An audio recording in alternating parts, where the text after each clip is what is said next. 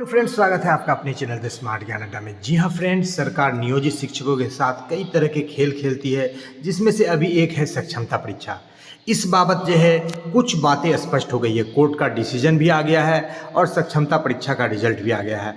कुछ साथी हैं जिन्होंने सक्षमता परीक्षा दी है, कुछ ने पास किया है, कुछ जो किस्मत ने जिनका साथ नहीं दिया, कुछ असफल भी हो गए हैं और कुछ लोग हैं जो सक्षमता 2 देने की तैयारी कर रहे हैं। तो उनको देना चाहिए कि नहीं देना चाहिए? जो पास कर गए हैं वो काउंसलिंग करें या नहीं करें? उनकी सेवा कितनी बची हुई है, 2-4 साल है, वो जिला से दूर जाएं कि नहीं जाएं, वो पास आए कि नहीं आए? तो कई तरह के सवाल हैं। इन्हीं सारे सवालों को लेकर के आज का ये वीडियो बनाया गया है। जी हाँ फ्रेंड, कई ऐसे सवालों को, कई ऐसे अनछुए प्रश्नों को लिया जाएगा जो सिर्फ आपके मन में है और आप सोच रहे हैं और कहीं से भी आपको उस सवाल का सही और सटीक जवाब नहीं मिल रहा है। उन्हीं में से कुछ चुनिंदे सवालों को अभी आपके स्क्रीन पर दिखाया जा रहा है, जिसको अभी आपके सामने पढ़ेंगे। इसमें से यदि आपका सवाल नहीं निकलेगा तो फिर इसके अलावे भी कई सारे सवाल हैं और उसमें से ये उम्मीद है कि आपका सवाल जरूर निकलेगा। नहीं निकलेगा तो कमेंट करके भी लिखेंगे, लेकिन पहले देख लीजिए कि सक्षमता परीक्षा में काउंसलिंग करें या नहीं करें। तो जो भी पास किए हैं वो काउंसलिंग करेंगे या नहीं करेंगे, इस पर बात की जाएगी। किसके लिए काउंसलिंग करवाना अच्छा होगा, किसके लिए करवाना अच्छा नहीं होगा। पहला सवाल ले लेते हैं। दूसरा, प्रधान शिक्षक का वेट करे कि नहीं करे। कुछ ऐसे भी साथी हैं जो कि प्रधान शिक्षक का भी फॉर्म भरे हुए हैं, प्रधानाध्यापक का भी फॉर्म भरे हुए हैं और सक्षमता परीक्षा में भी पास कर गए हैं। या तो वो ग्रामीण क्षेत्र में जाएंगे या शहरी क्षेत्र में जाएंगे, तो उनके साथ उधेड़-बुन की स्थिति है कि वो ज्वाइन करे कि नहीं करे। तो सिचुएशन निर्भर करता है, उस सिचुएशन पर चर्चा की जाएगी। जी हाँ फ्रेंड, बात कर लेते हैं तीसरे प्रश्न की। योगदान की पाबंदी होगी क्या? क्या सरकार आपको ये मजबूर कर देगी कि आप जो है बिल्कुल योगदान ही कीजिए? सक्षमता परीक्षा आप पास कर चुके हैं तो कि स्वेच्छा होगी, इस पर बात होगी। योगदान करने पर क्या होगा और नहीं करने पर क्या होगा? जी हाँ फ्रेंड, जो लोग परीक्षा नहीं दिए हैं तो उनकी बात अलग से होगी, लेकिन जो दे दिए हैं और जो पास कर गए हैं वो योगदान करेंगे तो क्या होगा और नहीं करेंगे तो क्या होगा, इस पर भी बात होगी। जो सक्षमता 1 में शामिल नहीं है वो क्या करे? फिर सुप्रीम कोर्ट भी जा रही है शिक्षक संघ, उसका वेट करें कि सक्षमता 2 की तैयारी करें, क्या उनके लिए बेहतर विकल्प होगा, ये देख लेते हैं। नियोजित शिक्षक के तुलना में क्या कुछ लाभ मिलेगा, मुख्य रूप से इस अंक में जानेंगे। जी हाँ फ्रेंड, तो कई सारे सवाल हैं आपके। यदि कोई सवाल और छूट रहे हैं तो उनको भी आगे शामिल किया गया है। तो सभी सवालों को एक एक कर बारी बारी से बिंदुवत तरीके से उसकी व्याख्या की जाएगी। वीडियो पर बने रहें, वीडियो काफ़ी महत्वपूर्ण है, वीडियो को स्किप नहीं करें। तो सीधे चलेंगे अगले स्लाइड पर और देखेंगे कि सक्षमता परीक्षा को लेकर के जो पहला सवाल है कि सक्षमता परीक्षा की जो काउंसलिंग शुरू हो रही है 17 तारीख से और 17 अप्रैल से ये काउंसलिंग चलेगी। और इस काउंसलिंग में कौन से शिक्षक शामिल होंगे? जो पास हो चुके हैं उनको शामिल होना है। 17 तारीख से लेकर के 11 मई तक का शेड्यूल बना है। अमूमन एक दिन में 2 जिलों को बुलाया जाएगा और लगभग 38 जिले हैं तो 19 दिन में लगेगा। फिर दोबारा रीशेड्यूल भी निकाला जाएगा और ये सारा का सारा जो काउंसलिंग का काम है पटना के बापू सभागार में होगा, जो कि आप पहले से ही जान चुके हैं कि पटना के बापू सभागार में काउंसलिंग का पूरा काम होगा। तो अब सवाल ये निकलता है कि आप यदि सक्षमता परीक्षा पास कर चुके हैं तो आप काउंसलिंग करें या न करें। यदि काउंसलिंग कर लेते हैं तो क्या होगी, किन चीज़ों की ज़रूरत पड़ेगी, और नहीं करते हैं तो क्या होगी, क्या दिक्कत होगी, क्या लाभ होगा, क्या हानि होगा, तो देख लेते हैं। तो सबसे पहली बात, यदि आप सक्षमता परीक्षा पास कर गए हैं तो आपको काउंसलिंग करवा लेना है 100%। कितना परसेंट? 100%। मैं क्यों ऐसा बोल रहा हूँ कि 100% आपको काउंसलिंग करवा लेना है? क्योंकि काउंसलिंग करवाने के बाद आपके पास योगदान करने की स्वेच्छा होगी, पाबंदी नहीं होगी। या तो आप योगदान कर सकते हैं या नहीं कर सकते हैं, लेकिन काउंसलिंग ही नहीं करवाएंगे तो आप योगदान करेंगे कैसे? जैसे कि कई शिक्षकों ने हमसे सवाल पूछा था कि संघ जो है आंदोलन कर रहा है, हमें परीक्षा देना चाहिए कि नहीं देना चाहिए।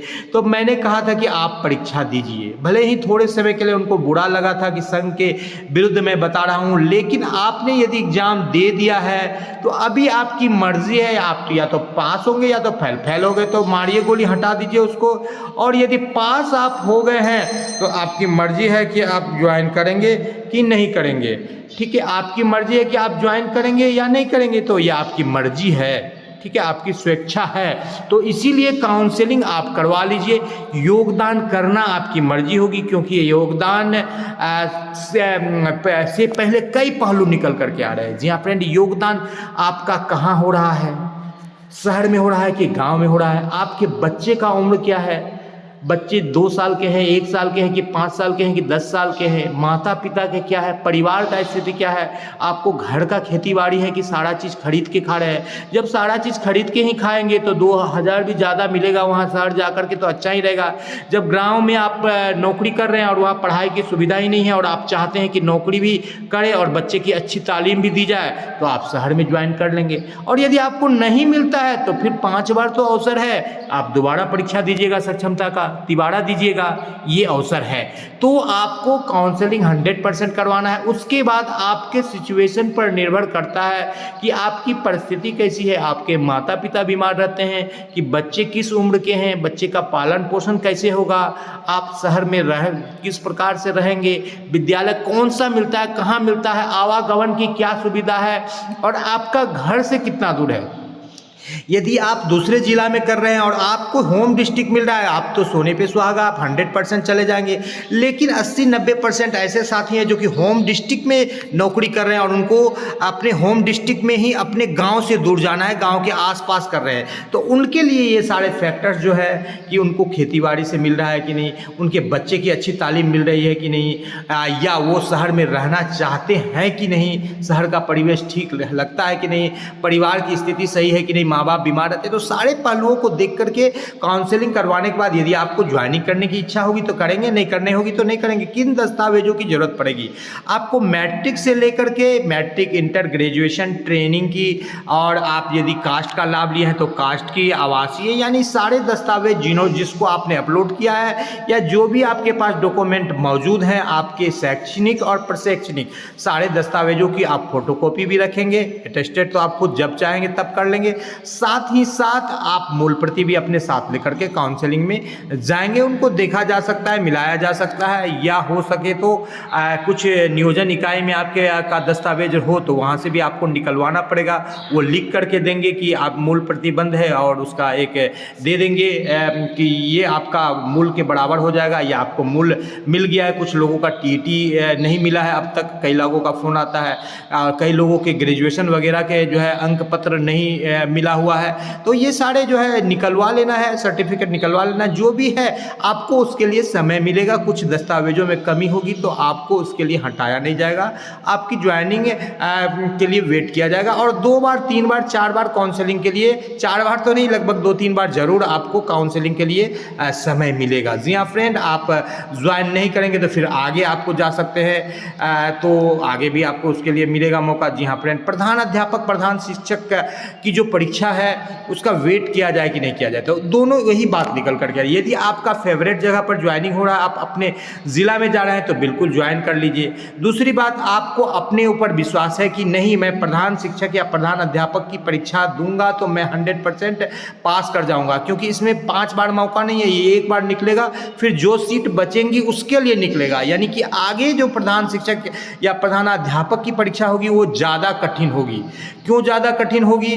क्योंकि कुछ नए लोग जिनका अनुभव 8 साल नहीं पूरा है वो पूरा हो जाएगा, वो शामिल हो जाएंगे, और सीटें कम हो जाएगी, क्योंकि 40,000 सीट को भरना है। मान लीजिए 40,506 या 518, तो सरकार उसको उसमें से मान लीजिए 35,000 भर देती है तो 5,000 ही बचेगा। प्रधानाध्यापक में मान लीजिए 6400 सीट था, 421 ही भरा, तब ना 6,000 पर आज वैकेंसी निकल रहा है। लेकिन 6,000 भर जाता तो कितना पर निकलता? सिर्फ 421 पर। तो वही बात है, यानी कि आपको कॉन्फिडेंस है कि मैं प्रधान अध्यापक, प्रधान शिक्षक की परीक्षा पास कर जाऊंगा, तो आप बिल्कुल नहीं भी ज्वाइन कर सकते हैं यदि आपको डिफ़िकल्ट प्लेस मिल रहा है तो। और यदि आपको ऐसा लगता है कि नहीं पास कर जाऊंगा और किसी तरह से हम पास किए हैं, सक्षमता आगे होगा, क्या होगा, नहीं होगा, उधेरविन की स्थिति, तो बिल्कुल आप ज्वाइन कर लीजिए, क्योंकि राज्यकर्मी का दर्जा मिलेगा तो क्या कुछ लाभ मिलेगा। राज्यकर्मी की दर्जा मिलने के बाद क्या कुछ लाभ आपको मिल सकता है? NPS का 10% आप कटाएंगे और 14% सरकार अलग से देगी। तो 14 और 10 कितना हो जाएगा 24%, यानी कि आपको 10,000 रुपये लगभग जो है जमा हो जाएगी। चाहे वो आप 1 to 5 के शिक्षक है, 6 to 8 है तो और थोड़ा सा ज़्यादा, 9, 10 है, 11, 12 है तो और उससे भी ज़्यादा आपका अमाउंट एनपीएस के रूप में जमा होगा।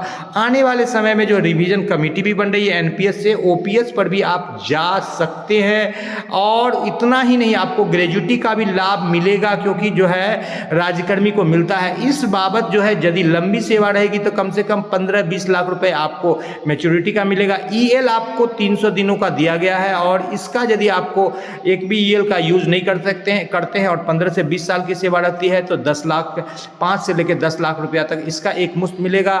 फिर एनपीएस का आपको मिलेगा, यानी कि सेवांत, यानी कि सेवा समाप्ति के बाद लगभग कम से कम 10 से 15 लाख, नहीं तो 50 लाख रुपए तक आपको मिल सकते हैं वर्तमान परिदृश्य में जो मूल्यांकन किया जा रहा है। जी हाँ फ्रेंड, योगदान की आपको पाबंदी नहीं है, लेकिन आप योगदान करते हैं तो ये सारे लाभ मिल जाते हैं। क्योंकि तब यदि आपको कॉन्फिडेंस नहीं है कि मैं अगला परीक्षा पास कर पाऊंगा नहीं, अन्यथा आप प्रधान अध्यापक, प्रधान शिक्षक में जाएंगे तो इससे भी ज़्यादा वो बेहतर है, क्योंकि वो अलग प्रधान अध्यापक का ग्रेड है। कई लोग बोलते हैं कि प्रधान अध्यापक, प्रधान शिक्षक में काफ़ी परेशानी है, तो वो तो बिल्कुल एक अलग फैक्टर हुआ कि आप उस योग अपने आप को समझते हैं कि नहीं। परिवार के साथ साथ वहाँ ज़्यादा समय देना पड़ेगा। यदि आप कोई एक्स्ट्रा काम कर रहे हैं, कुछ भी, चाहे आप 1 घंटे बच्चों को, अपने बच्चे को पढ़ा रहे हैं या अन्य किसी बच्चे को पढ़ा रहे हैं या कोई भी अतिरिक्त काम कर रहे हैं, तो प्रधान अध्यापक, प्रधान शिक्षक बनने के बाद और आपको जहां 9 से 5 विद्यालय चलता है उसके बाद भी आपको भीसी में समय देना पड़ेगा। कई बार आपको जिला जाना पड़ेगा,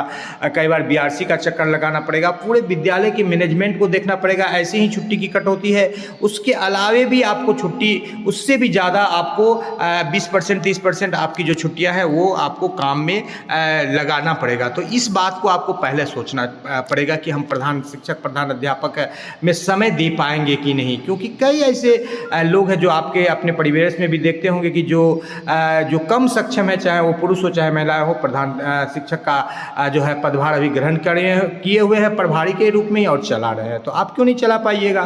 प्रधान शिक्षक या प्रधान अध्यापक में यदि आपकी कॉन्फिडेंस को आपको गवाही देता है तो बिल्कुल आप उसका वेट कर सकते हैं। यदि आपको फेवरेट जगह नहीं मिल रहा है तो क्या क्या लाभ मिलेगा, तो आपको बताया कि ईएल का लाभ मिलेगा, एनपीएस का लाभ मिलेगा, ग्रेजुएटी और ईएल जो है आपका अंडर प्रोसेस है, एनपीएस में आपका लाभ मिलेगा, और वेतन संरक्षण का जो है लाभ मिलेगा, यानी जितना वेतन आपको मिल रहा है उससे कम नहीं मिलेगा। सेवा निरंतरता का लाभ मिल जाएगा, तो सोने पे सुहागा।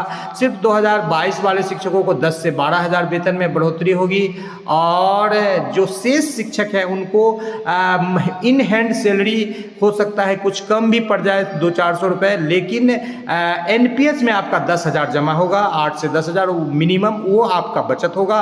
और सैलरी आप मान के चलिए जितना मिल रहा है आपको उतना ही मिलेगा, बनेगा उससे ज़्यादा, क्योंकि वेतन संरक्षण का सरकार लाभ दे रही है। जैसे आपका 30,420 सैलरी है तो 30,765 रुपये का बनेगा मूल वेतन, उस पर आपको सैलरी कैलकुलेट होगा।